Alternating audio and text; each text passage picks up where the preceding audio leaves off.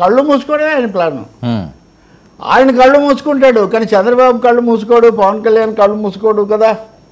వాళ్ళు కళ్ళు తెరిచి ఇంకా మూడో కన్ను కూడా తెరిచి మరీ వాళ్ళు అవతలి వాళ్ళ మీద కేసుల మీద మీరు 2 కళ్ళు మూసుకుంటే అయిపోతుంది, 2029 వస్తుంది, లేదా 2027లో జమీలు వస్తాయని మీ లెక్కలు మీకున్నాయి. కానీ వాళ్ళు మూడో కన్ను తెరుస్తున్నారే. తెరవడానికి ఇప్పుడు హైకోర్టు 2 విధాలుగా కరెక్ట్గా చెప్పింది. ఒకటి, మీరు మానవ హక్కులను ఉల్లంఘించి అరెస్టులు చూపించకుండా వాళ్ళని చేయకూడదు, మా కోర్టుకు మీరు జవాబుదారీగా ఉండాలి. అలా అని మీరు మా మీడియా స్వేచ్ఛని ఇష్టానుసారం మీరు పెడితే మీ మీద కేసులు పెడతారు. ఖచ్చితంగా మనం మాట్లాడుకుందే హైకోర్టు కూడా, అంటే సహజ న్యాయం అది. మీ మీద కేసులు పెడతారు, మీకు ఏదైనా ఉంటే కోర్టుకు రండి, మేము చూస్తాము. అంతేగాని మేము ఏదైనా మాట్లాడతాము, ఏదైనా వీడియోలు చేస్తాము, కానీ మీరు మటుకు ఏం చర్య తీసుకోకూడదు అంటే ఇంకా ప్రభుత్వము చట్టాలు, పరువు నష్టం అనేది ఉంది, ప్రభుత్వ రహస్యాల చట్టం అనేది ఒకటి ఉంది, వ్యక్తిగత ఆంతరంగిక గోప్యత హక్కు అనేది ఒకటి ఉంది, ఎస్సీ ఎస్టీ చట్టం ఉంది, మహిళలకు సంబంధించిన అవుట్రేజింగ్ ఉమెన్స్ మాడెస్టీ అనేటటువంటి చట్టం ఉంది. ఈ చట్టాలన్నీ వర్తిస్తాయి కదా. ఐటీ యాక్ట్ ఉంది, అవును, కాపీరైట్ యాక్ట్ ఉంది, ఇన్ని యాక్ట్స్ ఉన్నాయి. ఈ చట్టాల ప్రకారం చర్యలు తీసుకోవడం అనేది జరుగుతుంది కదా. కాకపోతే రాష్ట్రంలో పరిస్థితి ఏంటంటే ఎంతమంది మీద కేసులు, అరెస్టులు అన్న విషయంలో కూడా ఏకాభిప్రాయం లేదు. 37 మందిని అరెస్ట్ చేశాము అని వీళ్ళు చెప్తున్నారు.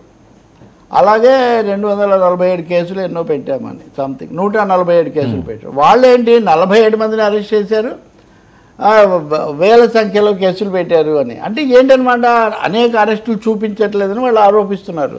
హైకోర్టు కూడా రంగంలోకి వచ్చిన తర్వాత ప్రభుత్వం ఆ విధమైన రిస్క్ తీసుకుంటుందని నేను అనుకోను.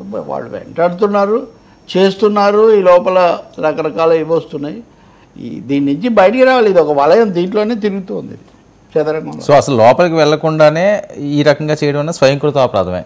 ఏది జగన్మోహన్ రెడ్డి గారు సభలోకి వెళ్ళి ఉండాలి కదా. ఇప్పుడు వాళ్ళు ఏదో సోషల్ మీడియా మీదే ఆ వాయిదా తీర్మానం ఇచ్చారు. అవును, అదే మీరు కూడా ఇచ్చి ఉండాలి కదా.